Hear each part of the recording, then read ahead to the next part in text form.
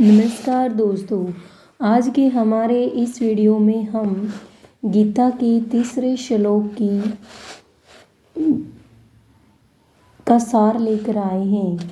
इसमें कहा गया है कि पश्येतां पाण्डुपुत्राणामाचार्य महती च मुमे व्यूढां द्रुपदपुत्रेण तव शिष्येण धीमता आचार्य तव। मतलब हे आचार्य, आपके धीमता मतलब बुद्धिमान शिष्य।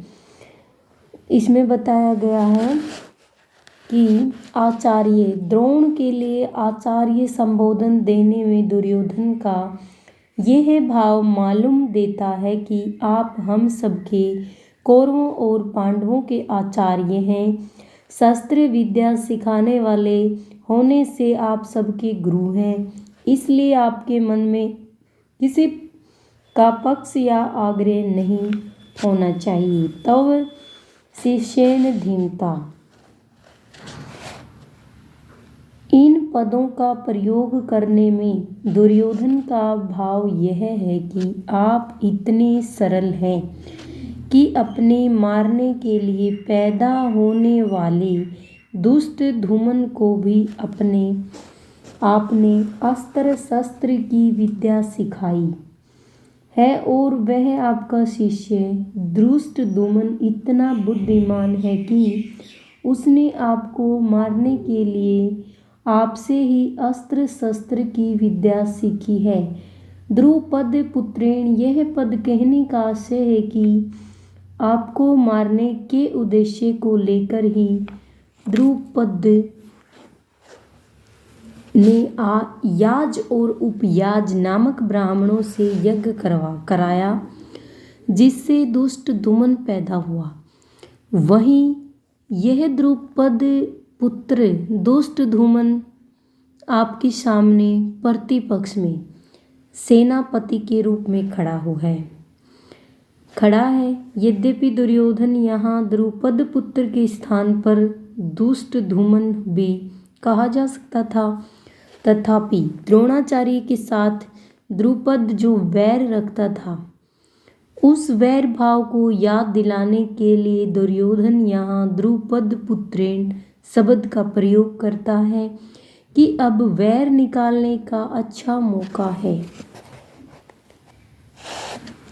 पाण्डुपुत्राणां एतामै व्यूढां महती चमूपश्च, द्रुपद पुत्र के द्वारा पांडवों की इस व्यूहाकार खड़ी हुई बड़ी भारी सेना को देखिए।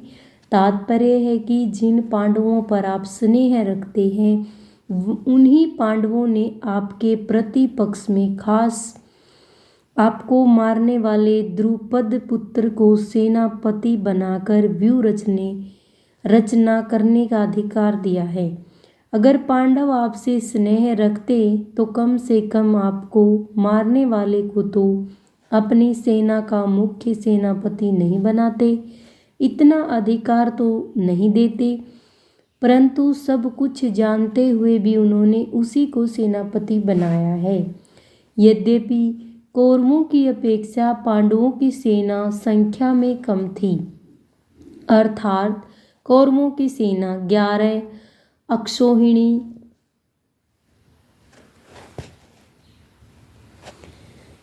एक अक्षौहिणी सेना में 21,870 रथ, 21,870 हाथी, 65,610 घोड़े और 1,09,350 पैदल सैनिक होते हैं। और पांडवों की सेना 7 अक्षौहिणी थी, तथापि दुर्योधन पांडवों की सेना को बड़ी भारी बता रहा है। पांडवों की सेना को बड़ी भारी कहने में दो भाव मालूम देते हैं। पांडवों की सेना ऐसे ढंग से व्यूहकार खड़ी हुई थी जिससे दुर्योधन को थोड़ी सेना भी बहुत बड़ी दिख रही थी। और दूसरी बात, पांडव सेना में सब के सब योद्धा एक मत के थे। इस एकता के कारण पांडवों की थोड़ी सेना भी बल में, उत्साह में बड़ी मालूम दे रही थी। ऐसी सेना को दिखाकर दुर्योधन द्रोणाचार्य से यह कहना चाहता है कि युद्ध करते समय आप इस सेना को सामान्य और छोटी न समझें। आप विशेष बल लगाकर सावधानी से युद्ध करें। पांडवों का सेनापति है तो आपका शिष्य द्रुपद पुत्र ही, अतः उस पर विजय करना आपके लिए कौन सी बड़ी बात है। एताम पश्य कहने का तात्पर्य है कि यह पांडव सेना युद्ध के लिए तैयार होकर सामने खड़ी है, अतः हम लोग इस सेना पर किस तरह से विजय कर सकते हैं, इस विषय में आपको जल्दी से जल्दी निर्णय लेना चाहिए। इसके संबंध में द्रोणाचार्य से पांडवों की सेना देखने के लिए प्रार्थना करके अब दुर्योधन उन्हें पांडव सेना के महारथियों को दिखाता है। अत्र सुरा महेश वासा भीमा अर्जुन समायुद्धि युधानो विराट सच द्रुपदश्च महारथ है। चौथे श्लोक में अत्र सुरा महेश वासा भीष्मा अर्जुन समायुद्धि, जिनसे बाण चलाए जाते हैं, फेंके जाते हैं, उनका नाम ईश्वास अर्थात धनुष है। ऐसे बड़े बड़े ईश्वास जिनके पास हैं वे सभी महेश्वास हैं। तात्पर्य है कि बड़े धनुषों पर बाण चढ़ाने एवं प्रत्यंचा खींचने में बहुत बल लगता है। जोर से खींचकर छोड़ा गया बाण विशेष मार करता है। ऐसे बड़े बड़े धनुष पास में होने के कारण ये सभी बहुत बलवान और शूरवीर हैं। ये मामूली योद्धा नहीं है। युद्ध में ये भीम और अर्जुन के समान है, अर्थात बल में ये भीम के समान और अस्त्र शस्त्र की कला ये अर्जुन के समान है। युधान सात्विकी ने अर्जुन से अस्त्र शस्त्र की विद्या सीखी थी, इसलिए भगवान श्री कृष्ण द्वारा दुर्योधन को नारायणी सेना देने पर भी वह कृतज्ञ होकर अर्जुन के पक्ष में ही रहा, दुर्योधन के पक्ष में नहीं गया। द्रोणाचार्य के मन में अर्जुन के प्रति द्वेष भाव पैदा करने के लिए दुर्योधन महारथियों में सबसे पहले अर्जुन के शिष्य युधान का नाम लेता है। तात्पर्य है कि इस अर्जुन को तो देखिए, इसने आपसे ही अस्त्र शस्त्र चलाना सीखा है और आपने अर्जुन को यह वरदान भी दिया है कि संसार में तुम्हारे समान और कोई धनुर्धर न हो, ऐसा प्रयत्न करूँगा। परयतिष्ये तथा कृत्यु यथा नान्यो धनुर्धर तव तैसमो भविता लोके सत्यमेत दैवर्विमित।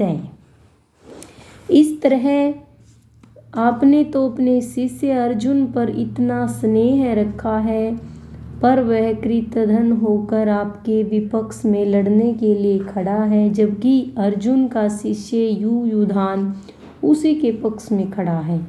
युधान महाभारत के युद्ध में न मरकर यादवों के आपसी युद्ध में मारे गए। विराट सच, जिसके कारण हमारे पक्ष का वीर सुशर्मा अपमानित किया गया। आपको सम्मोहन अस्त्र से मोहित होना पड़ा और हम लोगों को भी, जिसकी गाय छोड़कर युद्ध से भागना पड़ा, वह राजा विराट आपके प्रतिपक्ष में खड़ा है। राजा विराट के साथ द्रोणाचार्य का ऐसा कोई वैर भाव या द्वेष भाव नहीं था, परंतु दुर्योधन यह समझता है कि अगर युद्धान के बाद मैं द्रुपद का नाम लूँ तो द्रोणाचार्य के मन में ये भाव आ सकता है कि दुर्योधन पांडवों के विरोध में मेरे को उकसाकर युद्ध के लिए विशेषता से प्रेरणा कर रहा है, मेरे मन में पांडवों के प्रति वैर भाव पैदा कर रहा है।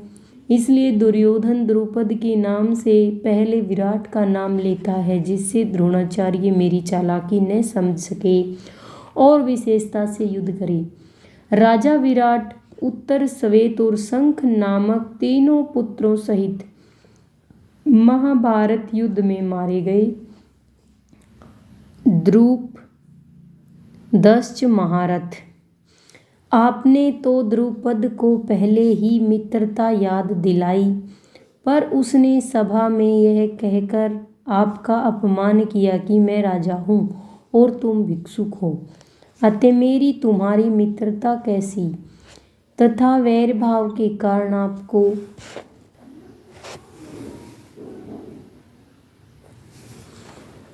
मारने के लिए पुत्र भी पैदा किया। वही महारथी द्रुपद आपसे लड़ने के लिए विपक्ष में खड़ा है। राजा द्रुपद युद्ध में द्रोणाचार्य के हाथ से मारे गए। धृष्टकेतु सचकेतितान काशीराजस् वीर्यवान पुरुजित कुंती भोजश्च सेव्यसच नरपुंगव। और चौथा, पांचवा और छठे श्लोक की यहाँ पर सार व्याख्या दी है जो मैं आपको बताऊंगी। धृष्टकेतु, यह धृष्टकेतु कितना मूर्ख है कि जिसके पिता शिशुपाल को कृष्ण ने भरी सभा में चक्कर से मार डाला था, उसी कृष्ण के पक्ष में यह लड़ने के लिए खड़ा है। धृष्टकेतु द्रोणाचार्य के हाथ से मारे गए। चेकितान, यह सब यादव सेना तो हमारी ओर से लड़ने के लिए तैयार है, और यह यादव चेकितान पांडवों की सेना में खड़ा है। चेकितान दुर्योधन के हाथ से मारे गए। काशीराज जश्च वीर्यवान, यह काशीराज बड़ा ही सूरवीर और महारथी है, यह भी पांडवों की सेना में खड़ा है, इसलिए आप सावधानी से युद्ध करना, क्योंकि यह बड़ा पराक्रमी है। काशीराज महाभारत युद्ध में मारे गए। पुरुजित कुंती भोजश्च, यद्यपि पुरुजित और कुंती भोज ये दोनों कुंती के भाई होने से हमारे और पांडवों के मामा हैं, तथापि इनके मन में पक्षपात होने के कारण ये हमारी विपक्ष में युद्ध करने के लिए खड़े हैं। पुरुजित और कुंती भोज दोनों ही युद्ध में द्रोणाचार्य के हाथ से मारे गए। सेव्यश्च नरपुंगव, यह सेव्य युधिष्ठिर का सवसूर है, यह मनुष्यों में श्रेष्ठ और बहुत बलवान है, परिवार के नाते यह भी हमारा संबंधी है, परंतु यह पांडवों के ही पक्ष में खड़ा है। युधामन्युश्च विक्रांत उत्तमोजाश्च वीर्यवान, पांचाल देश के बड़े बलवान और वीर योद्धा युधामन्यु तथा उत्तमोजा मेरे वैरी अर्जुन के रथ के पहियों की रक्षा से नियुक्त किए गए हैं, आप इनकी ओर भी नजर रखना। रात में सोते हुए इन दोनों को अश्वत्थामा ने मार डाला। सौभद्र, यह कृष्ण की बहन सुभद्रा का पुत्र अभिमन्यु है, यह बहुत सूरवीर है, इसने गर्भ में ही चक्रव्यूह भेदने की विद्या सीखी है, अतः चक्रव्यूह रचना के समय आप इनका ख्याल रखें। युद्ध में दुशासन पुत्र के द्वारा अन्यायपूर्वक सिर पर गदा का प्रहार करने से अभिमन्यु मारे गए।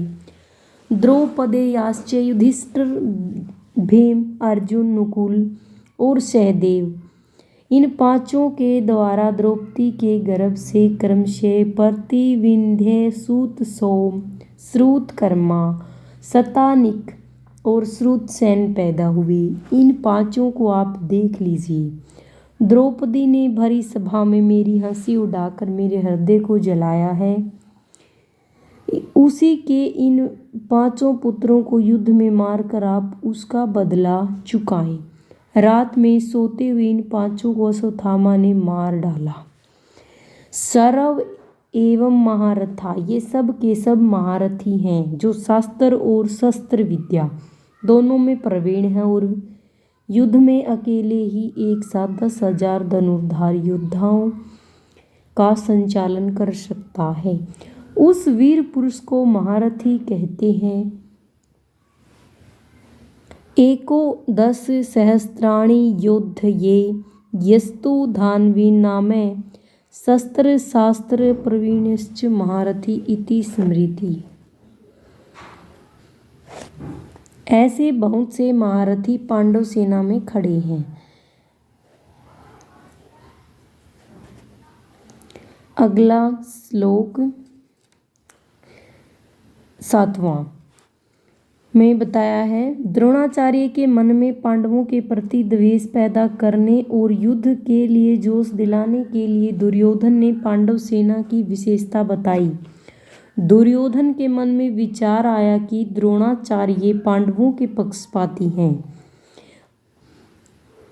ही, अतः वे पांडव सेना की महत्ता सुनकर मेरे को यह कह सकते हैं कि जब पांडवों की सेना में इतनी विशेषता है तो उनके साथ तू संधि क्यों नहीं कर लेता। ऐसा विचार आते ही दुर्योधन आगे के 3 श्लोकों में अपनी सेना की विशेषता बताता है। 7वें श्लोक में अस्माकं तु विशिष्टा ये तानि बोध द्विजोतम नायका मम सैन्यस्य संज्ञार्थ तान बर्वीमिते। अस्माके तु विशिष्टा ये तानि बोध है द्विजोतम। दुर्योधन द्रोणाचार्य से कहता है कि हे द्विज श्रेष्ठ, जैसे पांडवों की सेना में श्रेष्ठ महारथी है ऐसे ही हमारी सेना में भी उनसे कम विशेषता वाले महारथी नहीं हैं, प्रत्युत उनकी सेना के महारथियों की अपेक्षा ज़्यादा ही विशेषता रखने वाले हैं। उनको भी आप समझ लीजिए। 3 श्लोक में पश्य और यहाँ निबोध क्रिया देने का तात्पर्य कि पांडवों की सेना तो सामने खड़ी है, इसलिए उसको देखने के लिए दुर्योधन पश्य मतलब देखिए क्रिया का प्रयोग करता है, परंतु अपनी सेना सामने नहीं है, अर्थात अपनी सेना की तरफ द्रोणाचार्य की पीठ है, इसलिए उसको देखने की बात न कहकर उस पर ध्यान देने के लिए दुर्योधन निबोध ध्यान दीजिए क्रिया का प्रयोग करता है। नायका मम सैन्यस्य संज्ञार्थ तान बर्वीमिते। मेरी सेना में भी जो विशिष्ट सेनापति हैं, सेना नायक हैं, महारथी हैं, मैं उनके नाम केवल आपको याद दिलाने के लिए, आपकी दृष्टि उधर खींचने के लिए ही कह रहा हूँ। संज्ञार्थम पद का तात्पर्य है कि हमारे बहुत से सेना नायक हैं, उनके नाम मैं कहाँ तक कहूँ, इसलिए मैं उनका केवल संकेत मात्र करता हूँ, क्योंकि आप तो सबको जानते ही हैं। इस श्लोक में दुर्योधन का ऐसा भाव प्रतीत होता है कि हमारा पक्ष किसी वितरे कमजोर नहीं है, परंतु राजनीति के अनुसार शत्रु पक्ष चाहे कितना भी कमजोर हो और अपना पक्ष चाहे कितना ही सबल हो, ऐसे अवस्था में भी शत्रु पक्ष को कमजोर नहीं समझना चाहिए और अपने में उपेक्षा, उदासीनता आदि की भावना किंचिन मात्र भी नहीं आने देनी चाहिए। इसलिए सावधानी के लिए मैंने उनकी सेना की बात कही और अब अपनी सेना की बात कहता हूँ। दूसरा भाव यह है कि पांडवों की सेना को देखकर दुर्योधन पर बड़ा प्रभाव पड़ा और उसके मन में कुछ भय भी हुआ। कारण की संख्या में कम होते हुए भी पांडव सेना के पक्ष में बहुत से धर्मात्मा पुरुष थे और स्वयं भगवान थे। जिस पक्ष में धर्म और भगवान रहते हैं उसका सब पर बड़ा प्रभाव पड़ता है। पापी से पापी, दुष्ट से दुष्ट व्यक्ति पर भी उसका प्रभाव पड़ता है। इतना ही नहीं, पशु पक्षी वृक्ष लता आदि पर भी उसका प्रभाव पड़ता है। कारण है कि धर्म और भगवान नित्य हैं, कितनी ही ऊंची से ऊंची भौतिक शक्तियां क्यों न हो, है वे सभी अनित्य ही। इसलिए दुर्योधन पर पांडव सेना का बड़ा असर पड़ा, परंतु उसके भीतर भौतिक बल का विश्वास मुख्य होने से वह द्रोणाचार्य को विश्वास दिलाने के लिए कहता है कि हमारे पक्ष में जितनी विशेषता है उतनी पांडवों की सेना में नहीं, अतः हम उन पर सहज ही विजय कर सकते हैं। जय श्री राधे राधे। आगे का श्लोक आगे का सार अगले श्लोक में बताएंगे। राधे राधे। हरे राम राम राम हरे हरे, हरे कृष्णा कृष्णा कृष्णा हरे हरे।